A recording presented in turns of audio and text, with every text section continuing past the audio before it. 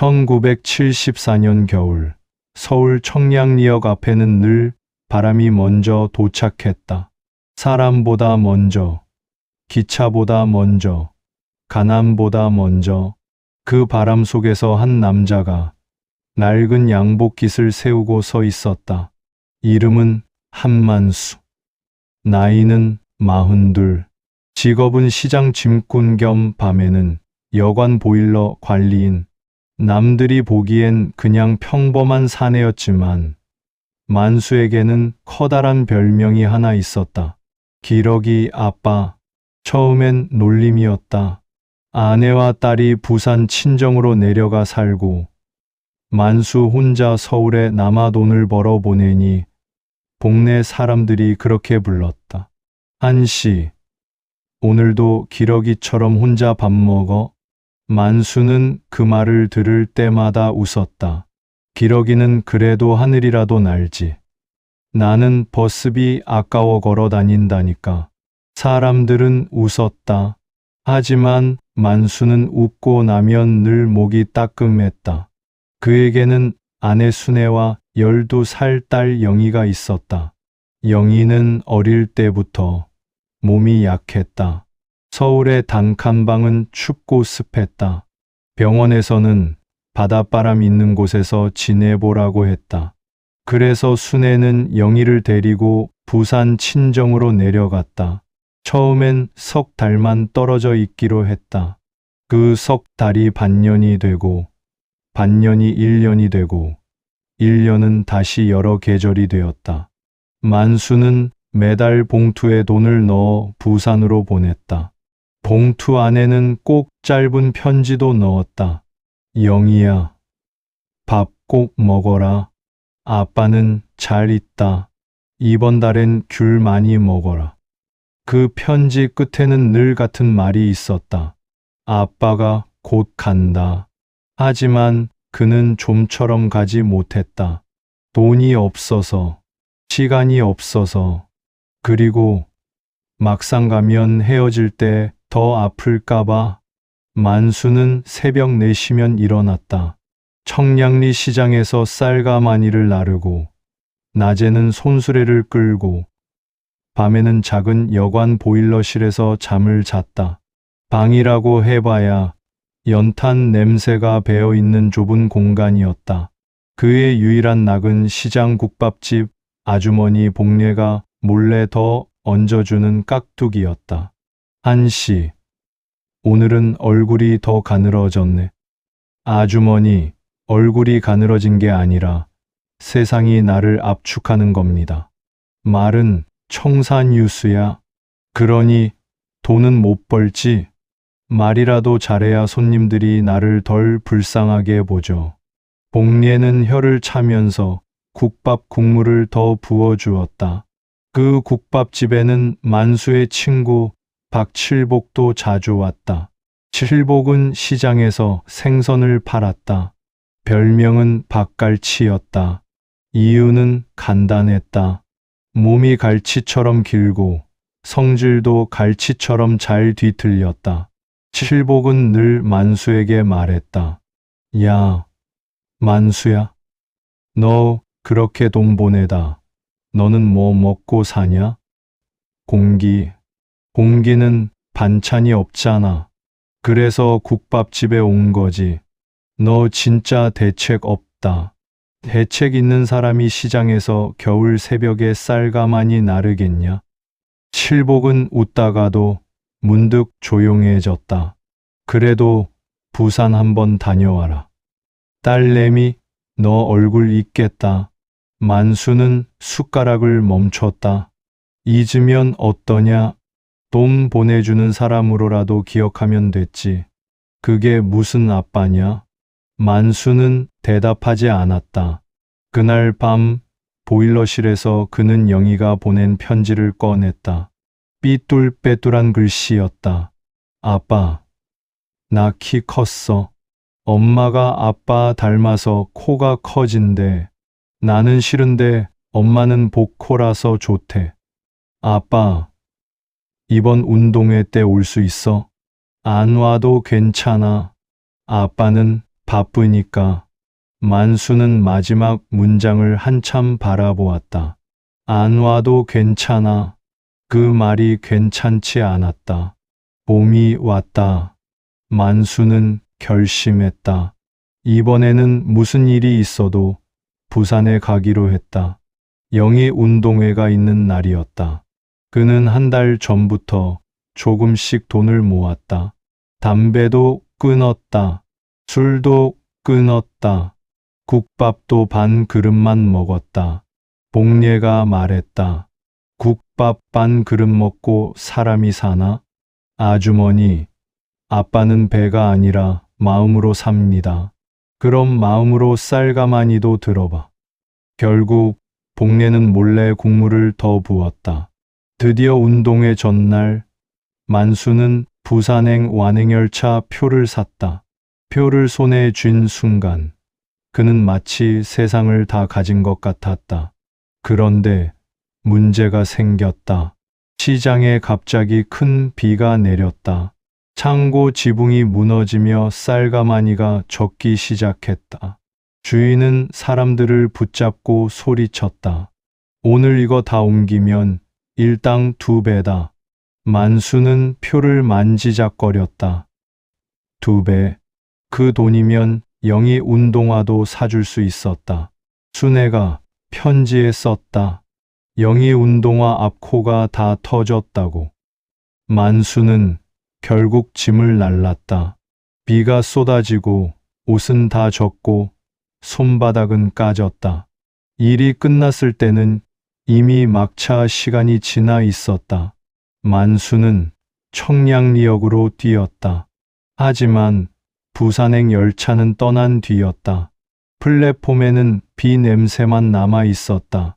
그는 젖은 양복을 입은 채 한참 서 있었다. 손에는 영희에게 줄 하얀 운동화가 들려 있었다. 다음 날 부산에서는 영희가 운동회 줄다리기 선수로 나갔다. 순애는 운동장 한쪽에서 영희를 바라보았다. 아빠는? 영희가 물었다. 순애는 애써 웃었다. 아빠가 일이 생겼대. 대신 운동화 보내셨다. 영희는 고개를 끄덕였다. 괜찮아. 그 말이 또 나왔다. 괜찮아. 순애는 그 말이 너무 어른 같아서 눈물이 났다. 그날 영희는 줄다리기에서 넘어졌다. 무릎이 까졌지만 울지 않았다. 집에 돌아와 만수가 보낸 운동화를 신어보았다. 조금 컸다. 영희는 말했다. 엄마, 아빠는 내 발이 이렇게 큰 줄 아나 봐. 순애가 웃으며 말했다. 아빠, 마음이 큰 거야. 영희는 운동화를 꼭 안았다. 여름이 되자 만수의 몸이 무너졌다. 처음엔 기침이었다. 그 다음엔 열이 났다. 그래도 그는 일을 쉬지 않았다. 하루 쉬면 하루치 돈이 사라졌다. 칠복이 화를 냈다.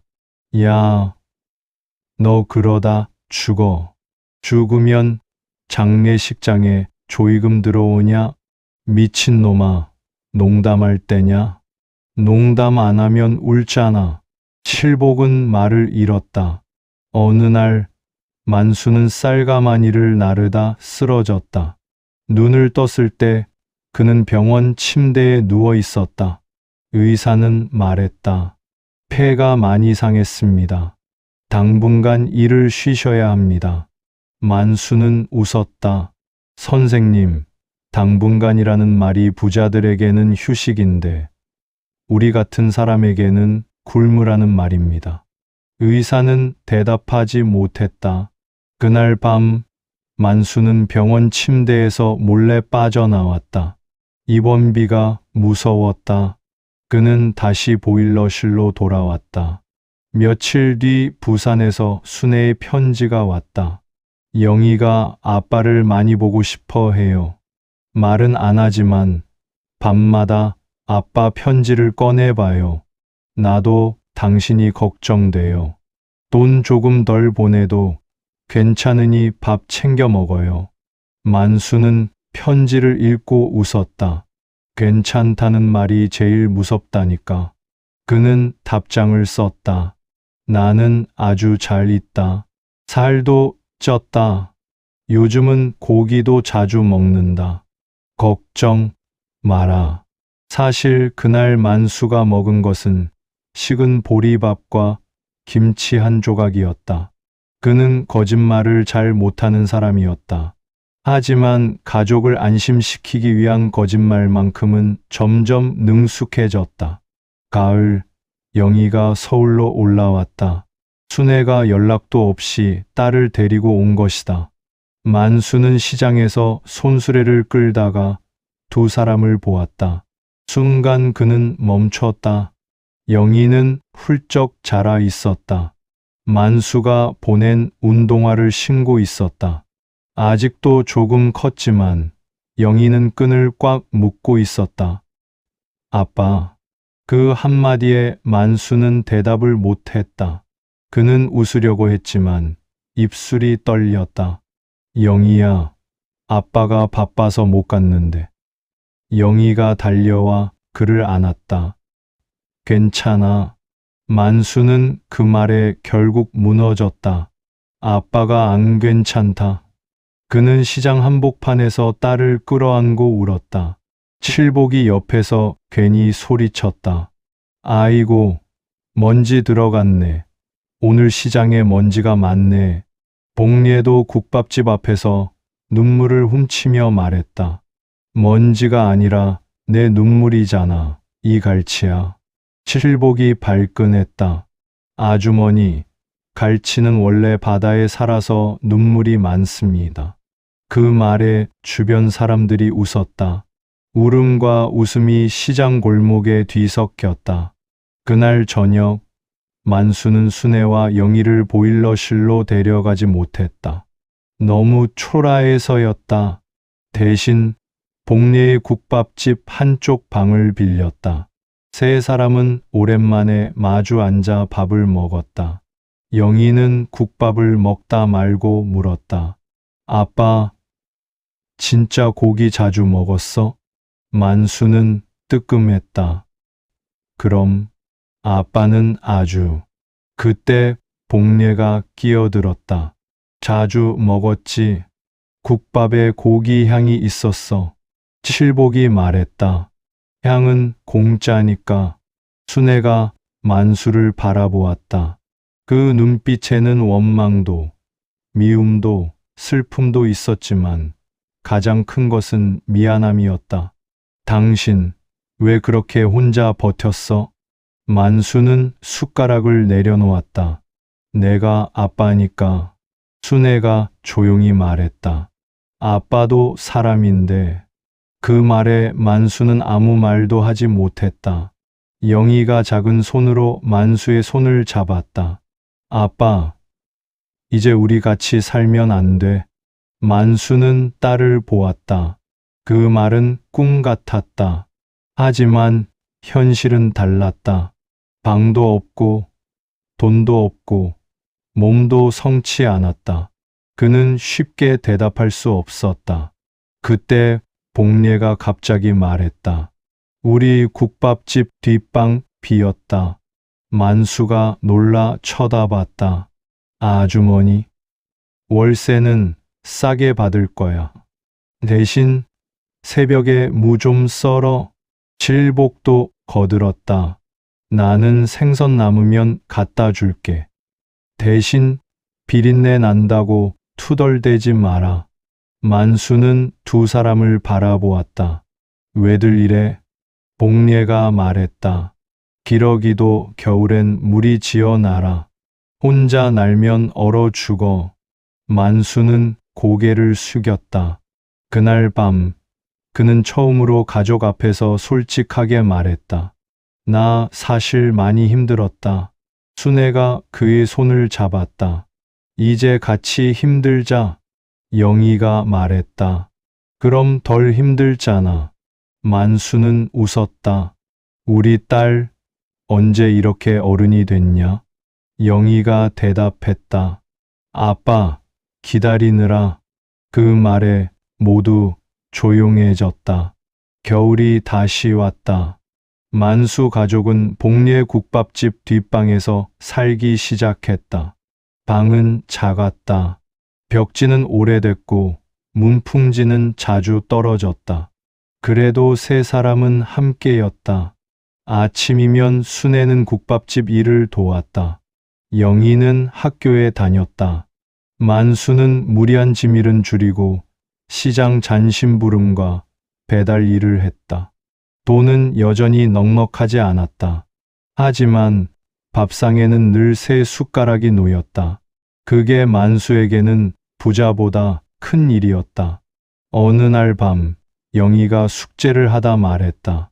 아빠, 학교에서 가족 그림 그리래. 그려라. 근데 우리 집은 너무 작아. 만수는 잠시 생각하다 말했다. 그럼 크게 그려. 집이 작은데 마음대로 그리는 거잖아. 아주 크게 그려. 대문도 크게, 마당도 크게, 아빠 코도 크게. 영희가 웃었다. 아빠 코는 원래 커. 순애도 웃었다. 만수는 괜히 코를 만지며 말했다. 이 코로 집안복을 다 들이마시는 중이다. 그날 영희는 그림을 그렸다. 커다란 집, 커다란 밥상, 그리고 세 사람이 나란히 앉아 있는 모습. 그림 위에는 이렇게 적었다. 우리 집은 작지만 우리 가족은 큽니다. 며칠 뒤 만수는 영희의 그림을 시장 벽에 붙여 놓았다. 사람들이 지나가다 보며 웃었다. 칠복이 말했다. 야, 내 코 너무 크게 그렸다. 만수가 어깨를 폈다. 복코라니까. 복례가 말했다. 복은 내가 아니라 내 딸이 가져왔지. 만수는 고개를 끄덕였다. 맞아요. 영희가 내 봄이지. 그의 마지막 날, 청량리역 하늘 위로 기러기 때가 지나갔다. 영희가 손가락으로 하늘을 가리켰다. 아빠, 기러기다. 만수는 하늘을 올려다보았다. 예전 같으면 그 새들이 외로워 보였을 것이다. 멀리 떠나는 것 같고, 혼자 견디는 것 같고, 돌아오지 못할 것 같았을 것이다. 하지만 이제는 달랐다. 기러기는 혼자 나는 새가 아니었다. 앞서거니 뒤서거니 바람을 나눠 맞으며 함께 가는 새였다. 만수는 영희의 손을 잡고 말했다. 영희야. 응? 아빠가 늦게 와서 미안하다. 영희는 잠시 생각하다가 말했다. 괜찮아. 만수의 얼굴이 또 흔들렸다. 영희가 얼른 덧붙였다. 이번 괜찮아는 진짜 괜찮아야. 순애가 웃었다. 만수도 웃었다. 세 사람은 국밥집으로 돌아갔다. 복례가 끓여놓은 국물이 보글보글 끓고 있었다. 칠복은 생선 한 마리를 들고 와서 큰 소리를 쳤다. 오늘은 내가 한턱 낸다. 복례가 물었다. 공짜로? 칠복이 당황했다. 아니, 외상으로? 모두가 웃었다. 그 웃음 속에서 만수는 조용히 밥상을 바라보았다. 뜨거운 국밥 세 그릇, 낡은 젓가락 세 벌, 서로의 어깨가 닿을 만큼 좁은 방, 그리고 더는 비어있지 않은 자리. 만수는 속으로 생각했다. 가난은 아직 끝나지 않았다. 고생도 끝나지 않았다. 하지만 외로움은 끝났다. 그것만으로도 사람은 다시 살아갈 수 있었다. 그날 밤 만수는 오랜만에 편지를 쓰지 않았다. 더 이상 곧 간다고 쓸 필요가 없었기 때문이다. 그는 이미 돌아와 있었다. 가족이라는 이름의 자리로